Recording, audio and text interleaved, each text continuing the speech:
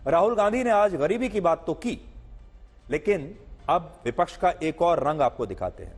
विपक्षी नेता और लालू प्रसाद यादव की पुत्री मीसा भारती ने आज एक बहुत बड़ी धमकी बीजेपी को दी है और उन्होंने कहा है कि अगर इंडिया गठबंधन की सरकार बन गई तो प्रधानमंत्री नरेंद्र मोदी और बीजेपी के सारे नेता जेल में होंगे। यह चेतावनी भी है और धमकी भी है।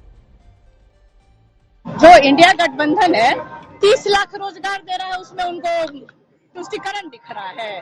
किसानों की आय दुगनी करने की हम बात कर रहे हैं, हम एमएसपी लागू करने की बात कर रहे हैं, इनको तुष्टिकरण नजर आ रहा है। जब आते हैं वो हमारे परिवार पे आरोप लगाते हैं भ्रष्टाचार का। जानते हैं कितना बड़ा भ्रष्टाचार है। अगर देश की जनता ने कहीं हमें मौका दे दिया इंडिया गठबंधन को, प्रधानमंत्री से लेकर के जितने भी भाजपा नेता हैं जेल के अंदर बंद हो। तो नोट करने वाली बात यह है, जहां मीसा भारती कह रही हैं कि अगर देश की जनता ने उन्हें मौका दे दिया, यानी इंडिया गठबंधन को अगर एक मौका मिल गया तो प्रधानमंत्री नरेंद्र मोदी जेल में होंगे। यह बात जो है अंडरलाइन करने वाली बात है। इस विश्लेषण से पहले हम आपसे एक सवाल पूछना चाहते हैं, जो अगला विश्लेषण शुरू होने वाला है उससे पहले। क्या विपक्षी दलों को वाकई मुसलमानों की चिंता है या सिर्फ उन्हें मुसलमानों के वोट चाहिए? खास तौर पर ऐसी पार्टियां जो मुसलमानों की सच्चे हमदर्द बनते हैं, मुसलमानों के बारे में दिन रात बातें करते हैं।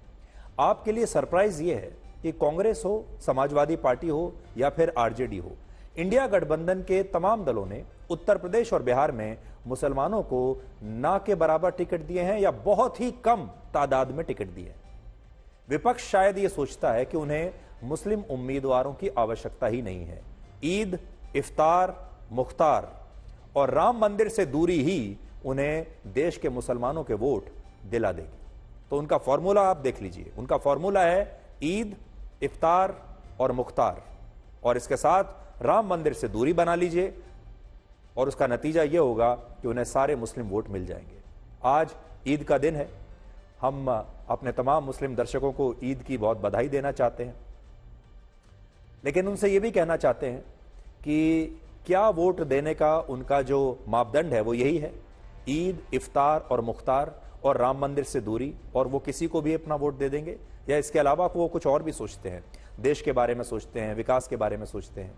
उत्तर प्रदेश में समाजवादी पार्टी ने अब तक मात्र 4 मुस्लिम उम्मीदवारों को टिकट दिया है और कांग्रेस ने सिर्फ 2 मुसलमानों को टिकट दिया है अभी तक उत्तर प्रदेश में, जबकि बिहार में आरजेडी ने अब तक 22 उम्मीदवारों में से सिर्फ 2 मुसलमान उम्मीदवारों को टिकट दिया है और कांग्रेस ने भी बिहार में अब तक सिर्फ 2 मुस्लिम उम्मीदवारों को ही टिकट दिया है। चौंकाने वाली बात यह है कि पश्चिमी उत्तर प्रदेश में जिन सीटों पर मुसलमानों की अच्छी खासी तादाद है, जहां पर उनकी बहुत अच्छी संख्या है, वहां भी समाजवादी पार्टी और कांग्रेस ने मुसलमानों की अनदेखी की है। जैसे मेरठ, बिजनौर, मुजफ्फरनगर, बागपत और मुरादाबाद जैसी सीटों पर कांग्रेस और समाजवादी पार्टी के गठबंधन ने किसी भी मुस्लिम उम्मीदवार को टिकट नहीं दिया है। मुरादाबाद में तो समाजवादी पार्टी ने सांसद एसटी हसन का टिकट काटकर रुचि वीरा को टिकट दे दिया है। बिहार में मुस्लिम और यादव आरजेडी के कोर वोटर माने जाते हैं और इसीलिए वहां कहा जाता है MY समीकरण, जिसकी खोज लालू प्रसाद यादव और मुलायम सिंह यादव ने की थी। MY का मतलब है मुस्लिम प्लस यादव। आरजेडी ने 14% यादवों को तो उनकी आबादी के अनुपात के हिसाब से दुगने से ज्यादा टिकट दिए हैं, लेकिन मुसलमानों की जबरदस्त अनदेखी की है। आरजेडी ने अब तक 22 में से 8 यादव उम्मीदवार उतारे हैं, जबकि मात्र 2 मुसलमानों को उन्होंने टिकट दिया है। यानी आरजेडी की लिस्ट में मुस्लिम उम्मीदवार सिर्फ 9% हैं, जबकि यादव उम्मीदवार उनसे 4 गुना ज्यादा यानी 36% के आसपास हैं। और ऐसा नहीं है कि आरजेडी हमेशा से ऐसा करती रही हो। 2019 में आरजेडी ने 19 में से 5 मुस्लिम उम्मीदवार उतारे थे। यह आंकड़ा 26% का होता है, लेकिन इस बार 17% मुस्लिम आबादी वाले बिहार में आरजेडी ने मात्र 9% मुसलमानों को ही टिकट दिया है। यह विश्लेषण हम अपने मुस्लिम भाई बहनों के लिए कर रहे हैं ताकि वो भी देख लें। अगर उत्तर प्रदेश की बात करें तो विपक्ष के मुस्लिम उम्मीदवारों का ग्राफ जबरदस्त तरीके से गिरा है। 2014 के लोकसभा चुनाव में समाजवादी पार्टी, बहुजन समाज पार्टी और कांग्रेस ने 44 मुस्लिम उम्मीदवारों को टिकट दिया था। 2019 के लोकसभा चुनाव में यह संख्या घट गई और ये 18 रह गई, और इस बार अब तक सिर्फ 13 मुस्लिम उम्मीदवारों को ही टिकट दिया है विपक्ष ने। इसमें भी इस बार भी सबसे ज्यादा उम्मीदवार बीएसपी ने उतारे हैं, यानी सबसे ज्यादा मुसलमानों को टिकट बीएसपी ने दिया है, जो कि इंडिया गठबंधन का हिस्सा है ही नहीं। 2014 के लोकसभा चुनाव में 44 में से कोई भी मुस्लिम उम्मीदवार चुनाव नहीं जीत पाया था, जबकि 2019 में समाजवादी पार्टी और बीएसपी गठबंधन के 6 मुस्लिम प्रत्याशी चुनाव जीत गए थे।